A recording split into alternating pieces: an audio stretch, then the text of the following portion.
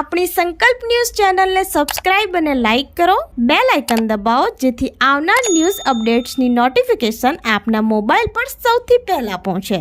Like, subscribe and share the video. નમસ્કાર દર્શક મિત્રો, હું છું પૂજા ટંડેલ. સંકલ્પ ન્યૂઝમાં આપનું સ્વાગત છે. સમાચારની શરૂઆત કરતા પહેલા એક નજર આજના મુખ્ય સમાચાર ઉપર.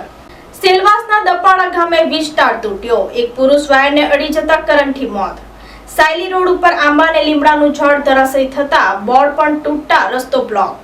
દાદરા નગર હવેલીમાં છેલ્લા 24 કલાકમાં 4 ઇંચથી વધુ વરસાદ પડ્યો હતો. પવન સાથે વરસાદ પડવાને કારણે કેટલાક વિસ્તારોમાં ઝાડ તૂટી પડવા સાથે વીજ કેબલો તૂટવાના અને તેના કારણે ગામડાઓમાં વીજળી દૂર થઈ જવાના બનાવો સામે આવ્યા હતા.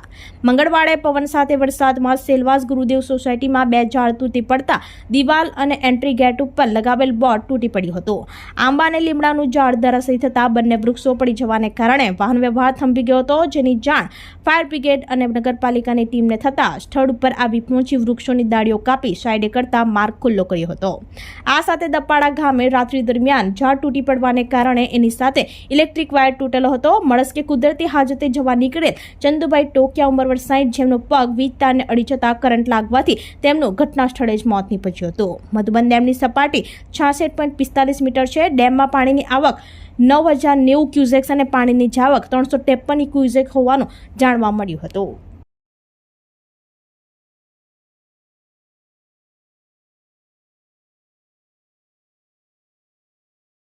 વાપી દમણ રોડ બિલખાડીમાં મૃત અને જીવિત માછલીઓ જોવા મળતા ચર્ચાનો વિષય. વાપી દમણ રોડ ઉપર આવેલ ચલામાં બિલખાડી પસાર થતી છે, જેમાં મૃત અને જીવિત માછલીઓ જોવા મળી હતી. આ માછલીઓ કઈ રીતના મરી અને ક્યાંથી આવી એ લોકોમાં ચર્ચાનો વિષય બન્યો હતો. બિલખાડીમાં માછલીઓ જોવા મળતા લોકો જોવા મળ્યા હતા. મૃત માછલીઓ અને જીવિત માછલીઓ ટણે આવી હતી.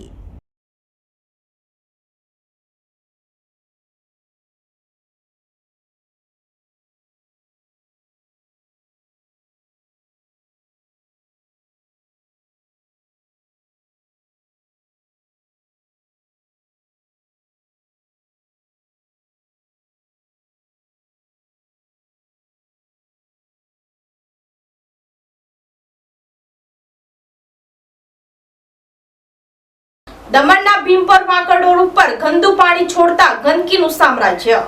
દમણના ભીમપોર પંચાયત વિસ્તારમાં વાંકડ રોડ ઉપર સ્વિટ્ઝરલેન્ડ કંપનીની બાજુમાંથી ગંદુ પાણી છેલ્લા ઘણા સમયથી રોડ ઉપર વહેતા ગંદકીનું સામ્રાજ્ય વધી રહ્યું છે, જેને લઈ સ્થાનિક લોકોમાં રોગચાળો ફેલાવવાની દહેશત ઉઠી રહી છે. જેની જાણ એક જાગૃત નાગરિકને થતા પંચાયતના સભ્યો તેમજ કર્મચારીઓને જાણ કરતા સ્થળ ઉપર પહોંચી તપાસ કરી નોટિસ આપવાની પ્રક્રિયા હાથ ધરી હતી.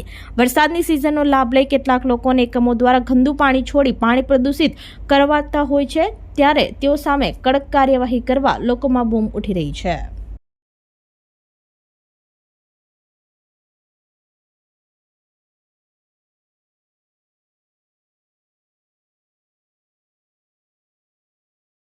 વલસાડ જિલ્લાના 6 તાલુકાઓ મળી કુલ 2081 mm વરસાદ નોંધાયો.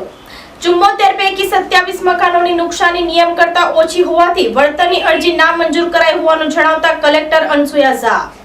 વલસાડ જિલ્લાના વિવિધ તાલુકામાં ભારે પવન સાથે વરસાદ પડતા પાણી ભરવાની સમસ્યા તો ક્યાંક ઘરોના પતરા ઉડ્યા તો ક્યાંક ઘરોમાં પાણી ભરાયા, સ્લેબ ધરાશયી, વૃક્ષ ધરાશયીની ઘટના બનવા પામી હતી. ત્યારે આ અંગે વલસાડ જિલ્લા કલેક્ટર અનસુયા ઝાએ માહિતી આપતા જણાવ્યું હતું કે વલસાડ જિલ્લાના 6 તાલુકાઓ મળી કુલ 2081 mm વરસાદ 6 તાલુકાઓમાં પડી ગયો છે. વલસાડ તાલુકાના કુલ 4 રસ્તાઓ ઓવરટોપિંગને લઈ વાહન વ્યવહાર બંધ કરવામાં આવ્યો છે. 1 જૂનથી શરૂ થયેલા વરસાદમાં કુલ 74 મકાનોને નુકસાની પહોંચી છે, જે પૈકી 27 મકાનો નુકસાની નિયમ કરતા ઓછી થઈ હોવાથી નુકસાનીના વળતરની અરજી નામંજૂર કરવામાં આવી છે. બાકીના સર્વેની કામગીરી અને નિયમ અનુસાર નુકસાનીનું વળતર ચૂકવવાની કામગીરી હાથ ધરવામાં આવી છે.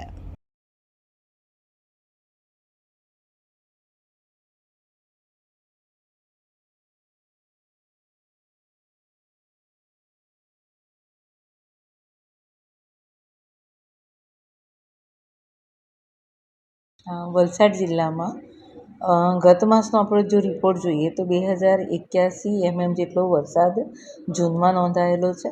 જુલાઈ માસની શરૂઆતથી જ ગત રાત્રે વલસાડ પ્રોપરમાં લગભગ 100 mm જેટલો વરસાદ સવાર સુધી નોંધાયો છે. અને આખા દિવસ દરમિયાનનો જો આખા જિલ્લાનો વરસાદ જોઈએ તો 1 તારીખનો 383 mm જેટલો થાય છે અને આજનો દિવસ દરમિયાનનો 106 mm જેટલો થયો છે. તો અત્યાર સુધીનો કુલ વલસાડ જિલ્લામાં 2570 mm જેટલો વરસાદ નોંધાઈ ચૂકેલો છે. અમુક જગ્યાએ રસ્તાઓ ઓવરટેપિંગ થયેલા છે. આજની સ્થિતિ જોઈએ તો વલસાડ જિલ્લામાં 3 ગામ વાગલધરા, કુંડી અને ગોરગામ એ 3 ગામોના કુલ 4 રસ્તા બંધ છે. અને એ રસ્તા બંધ થવાનું કારણ ઓવરટેપિંગ છે. ત્યાં આપણે સાઇનેજીસ મૂકેલા છે, પોલીસ પણ ત્યાં રાખેલી છે. અને એ રસ્તામાં લગભગ 6 થી 7 કલાકમાં જો વધુ વરસાદ હવે નહીં પડે તો એ રસ્તા ખુલી જશે. ઓલ્ટરનેટ રૂટ ચાલુ છે. વલસાડ જિલ્લામાં કુલ 74 કાચા પાકા મકાનોને નુકસાન થયેલું છે. તે પૈકીના 27ને નામંજૂર કરવામાં આવેલા છે. બાકીનાને નિયમ મુજબની ચૂકવણી કરવામાં આવેલી છે. તો આ તાજના સમાચારો. નવા સમાચારો સાથે કાલે ફરી મળીશું. નમસ્કાર. આપણી સંકલ્પ ન્યૂઝ ચેનલને સબસ્ક્રાઇબ અને લાઇક કરો, બેલ આઇકન દબાવો જેથી આવનાર ન્યૂઝ અપડેટ્સની નોટિફિકેશન આપના મોબાઈલ પર સૌથી પહેલા પહોંચે. Like, subscribe and share the video.